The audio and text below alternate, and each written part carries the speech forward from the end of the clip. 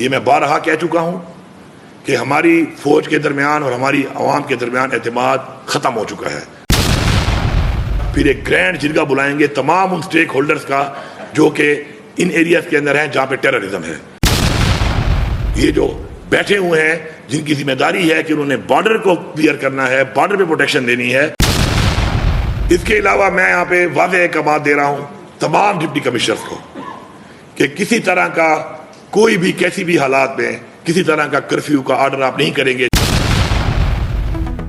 جب نااہلی چھپانی مشکل ہو جائے تو الزام تراشی آسان لگنے لگتی ہے. 29 جولائی کو وزیر اعلیٰ خیبر پختونخوا علی امین گنڈاپور نے وہ کچھ کہہ دیا جو ایک دشمن ملک کا ترجمان بھی شاید نہ کہے.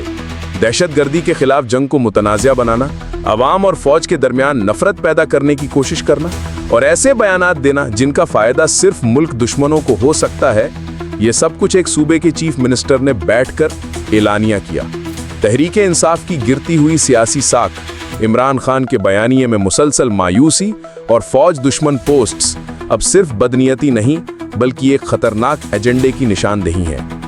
وزیر اعلیٰ پر کرپشن کے الزامات، ناکام ترین گورننس، پارٹی کے اندرونی خلشفات اور عوامی سروے جو انہیں ناکامی کی علامت بتا رہے ہیں، ان سب چیزوں سے توجہ ہٹانے کے لیے اب ایک نیا کھیل کھیلا جا رہا ہے، سیاسی شہادت کا ڈرامہ. یہ سب کچھ ایسے وقت میں ہو رہا ہے جب بھارت اور اس کے دہشت گرد نیٹ ورکس خیبر پختونخوا میں پوری طرح فعال ہے. ایسے وقت میں فوج کو متنازع بنانا، آرٹیکل 245 پر سوال اٹھانا، یہ محض لا علمی نہیں، یہ کھلی دشمنی ہے. یہ فوج ہی ہے جس نے خیبر پختونخوا میں ہزاروں جوانوں کی قربانی دے کر امن قائم کیا. اور تم کہتے ہو کہ فوج بارڈر پر چلی جائے؟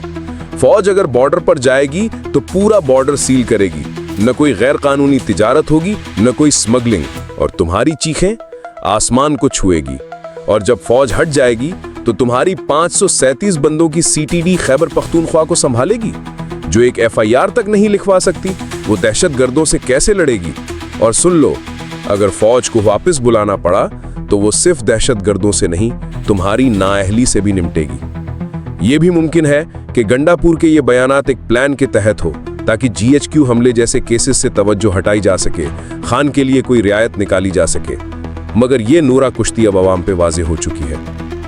جو زبان گنڈاپور نے استعمال کی وہ نہ صرف غیر ذمہ دارانہ ہے بلکہ شہداء کے خون سے غداری ہے. یاد رکھو، عوام اور فوج کا رشتہ کمزور نہیں ہو سکتا. تم جیسے موسمی سیاستدان آتے جاتے رہیں گے لیکن یہ رشتہ ہمیشہ قائم رہے گا.